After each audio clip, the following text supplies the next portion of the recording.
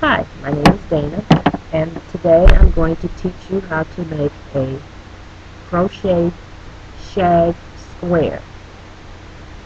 This is what it'll look like when you're finished. I'm starting mine with a J hook and 4-ply yarn. I'm going to leave about 4 inches tail,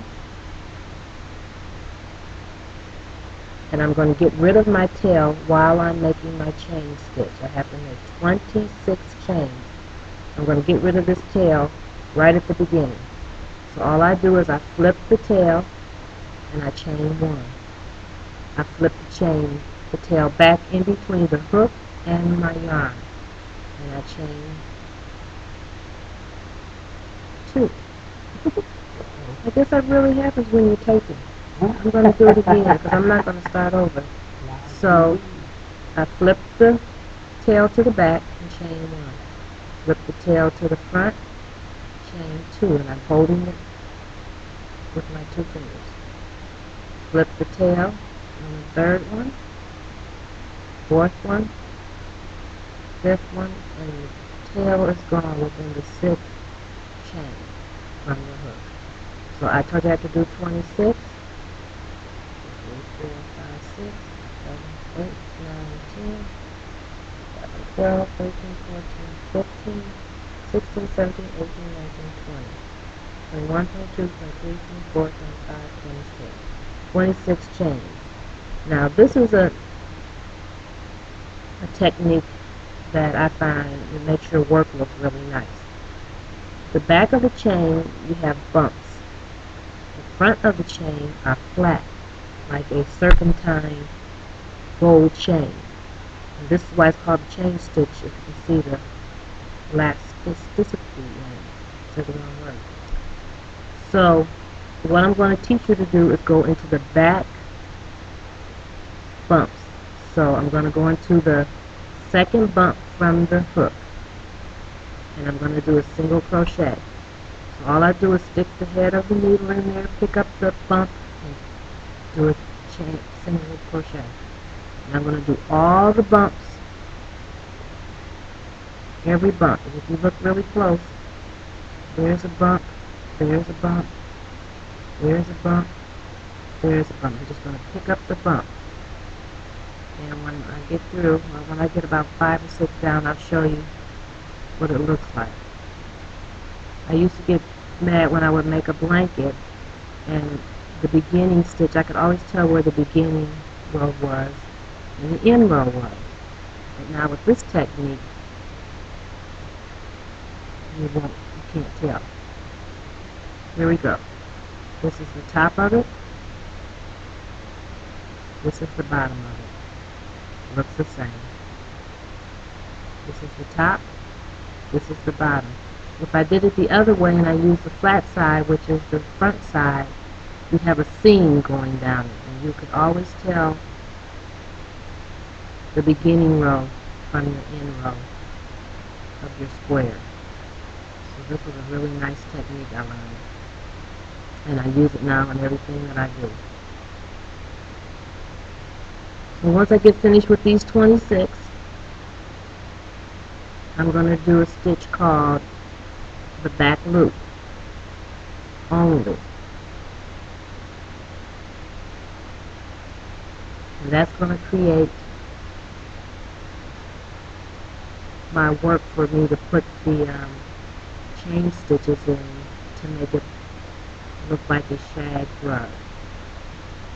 So first I have to do my foundation and then go back and put in the chain stitches. So now that I'm done almost with my first row, show you what I do. That's the first row. Alright, I'm going to chain 1, I'm going to flip my work, and I'm going to go back in the first stitch, and I'm going to go on both loops. And the reason I do this is to secure my edges. Then I'm going to go in the back loop. There's 2 loops if you look at. I'm going in the back loop with a single crochet. all the way across. And every one I'm going to do a back loop.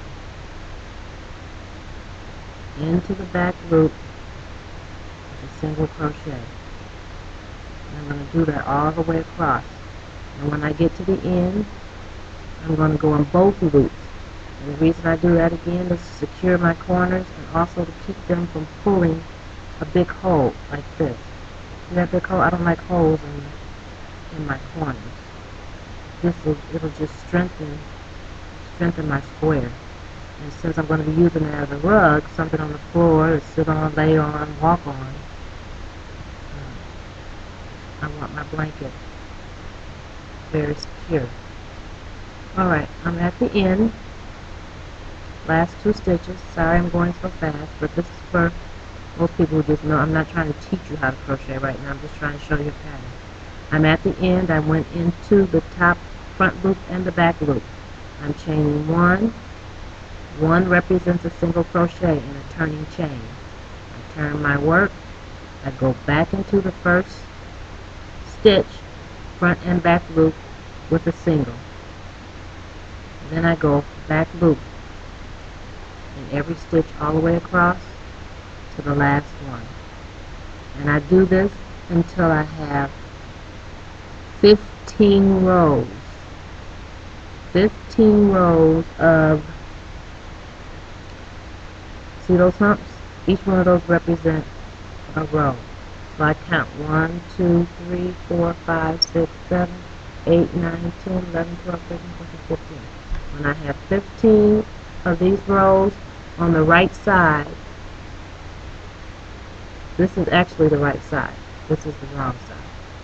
So when I have 15 rows on the right side, then I'm going to start this stitch, and I'll come back on my next video to show you that. Good luck. Alright, take 2 of the trim around the square. I'm all the way around the square, and I've come to the corner. I'm going to make a slip stitch in the top 2 loops for the very first one I did. Pull it through, pull it through. Then along the first 4 or 5, I'm going to do slip stitches in every one. 2, these are all slip stitches. In the work, pull it through, pull it through. In the work, pull it through, pull it through. In the work, pull it through, those slip stitches. Then I stop, and I cut off about 2 inches of tail, and I pull it through, and I tighten it. Once I do that, I'm going to weave it in and out on this side, on this side, on this side, this side. And I do that till I have just about about an inch, maybe about an inch left. And I go back over what I just came through. So now I got enough. Straighten it out. Still got that much left. And I'm going to come back, go backwards. And that locks it. Locks it in. It's all gone. And it's done. Well, Then when you look, you don't see any of your seams all the way around. Thanks for watching. This is tape number 1 for starting with a different color to trim around the square. I'm going to show you how to get rid of your tail all at the same time. So I'm putting the hook into the corner stitch. I'm picking up both loops, the top, both 2 loops.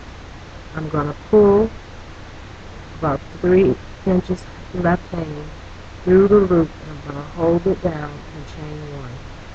I'm going to take that tail and lay it across the top of my work, the way I'm going, and I'm going to crochet over it. First, though, I'm going to put 3 singles in this corner so that when I come back around, that will complete my turn for me. So I have a nice round corner. So I'm taking that tail, laying it out in front of me, And I'm going to go in every stitch across until the tail has disappeared. And all I did was lay it down in front of me. And this took about 6 singles to actually get rid of it. Turn around so you can see it. The tail is completely gone. No tail left hanging. And I'm going to continue to frame out this square with a single crochet in every stitch all the way around. When I get to each corner, I'll still be putting 3 singles in each corner to round out the corner. When I get to the end, I'll start the tape back up and show you how I end it.